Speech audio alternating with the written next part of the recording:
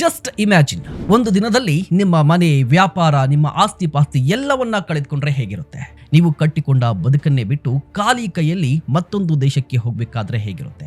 ಇಂತಹ ಸಂದರ್ಭದಲ್ಲಿ ಎಲ್ಲರೂ ಜೀವನವೇ ಮುಗ್ದೋಯ್ತು ಅಂದ್ಕೊಳ್ತಾರೆ. ಆದ್ರೆ ಒಬ್ಬ ವ್ಯಕ್ತಿ, ನಾನು ಎಲ್ಲವನ್ನ ಕಳೆದುಕೊಂಡಿದ್ದೇನೆ, ಆದ್ರೆ ನನ್ನನ್ನ ನಾನು ಕಳೆದುಕೊಂಡಿಲ್ಲ ಅಂತಾನೆ.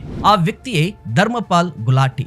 ನಮಸ್ಕಾರ, ನೀವು ನೋಡ್ತಾ ಇದ್ದೀರಾ ಸುಮನ್ ಟಿವಿ ಬಿಸ್ನೆಸ್. ನಾನು ನಿಮ್ಮ ಮಹೇಶ್ ಎಂ ದಂಡು. ಇವತ್ತು ನಮ್ಮ ಅಡುಗೆ ಮನೆಯಲ್ಲಿ ಕಾಣುವ MDH ಮಸಾಲೆಗಳ ಹಿಂದೆ ಇರುವ ಕತೆ ಇದು. ಅದು 1947 ಭಾರತದ ವಿಭಜನೆ.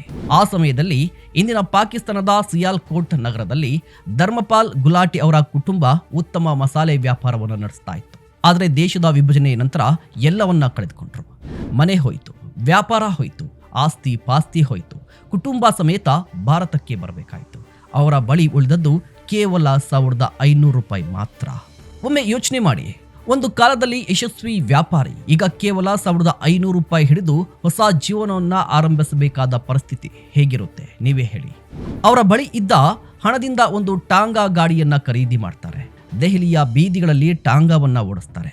ಆದರೆ ಅವರ ಮನಸ್ಸು ಮಾತ್ರ ವ್ಯಾಪಾರವನ್ನ ನೋಡ್ತಾ ಇತ್ತು. ಒಂದು ದಿನ ತಮ್ಮ ತಂದೆಯ ಮಸಾಲೆ ವ್ಯಾಪಾರವನ್ನ ನೆನೆಸ್ಕೊಂಡ್ರು. ಮತ್ತೆ ಅದನ್ನೇ ಶುರು ಮಾಡೋಣ ಅಂತ ನಿರ್ಧರಿಸಿ ಸಣ್ಣ ಮಟ್ಟದಲ್ಲಿ ಮಸಾಲೆಯನ್ನ ತಯಾರಿಸಲು ಆರಂಭಿಸಿದರು. ಗುಣಮಟ್ಟದಲ್ಲಿ ಯಾವತ್ತೂ ಕೂಡ ರಾಜಿ ಮಾಡಿಕೊಳ್ಳಿಲ್ಲ. ಗ್ರಾಹಕರ ವಿಶ್ವಾಸವನ್ನ ಗೆದ್ರು. ಹಂತ ಹಂತವಾಗಿ ಬೆಳೆದು ಒಂದು ದೊಡ್ಡ ಬ್ರ್ಯಾಂಡ್ ಅನ್ನ ನಿರ್ಮಿಸಿದ್ರು. ಇವತ್ತು MDH ಭಾರತದಲ್ಲಿನ ಅತ್ಯಂತ ವಿಶ್ವಾಸಾರ್ಹ ಮಸಾಲೆ ಬ್ರ್ಯಾಂಡ್ಗಳಲ್ಲಿ ಒಂದಾಗಿದೆ. ಇದರ ವಾರ್ಷಿಕ ಆದಾಯ ಸುಮಾರು 2000 ಕೋಟಿಗೂ ಹೆಚ್ಚು. ಧರ್ಮಪಾಲ್ ಗುಲಾಟಿ ನಮಗೆ ಕಲಿಸಿದ ಅತಿ ದೊಡ್ಡ ಪಾಠ ಏನು ಗೊತ್ತಾ? ಎಲ್ಲವನ್ನೂ ಕಳೆದುಕೊಳ್ಳೋದು ಸೋಲಲ್ಲ, ಮತ್ತೆ ಆರಂಭಿಸುವ ಧೈರ್ಯವನ್ನ ಮಾಡದೇ ಇರೋದೇ ನಿಜವಾದ ಸೋಲು.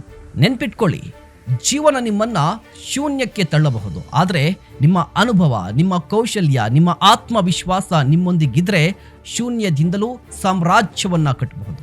ಇದೇ MDH ಕಮ್ಬ್ಯಾಕ್ ಮೈಂಡ್ಸೆಟ್. ನಿಮ್ಮ ಅಭಿಪ್ರಾಯ ಏನು? ದಯವಿಟ್ಟು ಕಮೆಂಟ್ ಮಾಡಿ. ಇಂತಹ ಮತ್ತಷ್ಟು ಕಂಟೆಂಟ್ಗಾಗಿ ನೋಡ್ತಾ ಇರಿ ಸುಮನ್ ಟಿವಿ ಬಿಸ್ನೆಸ್.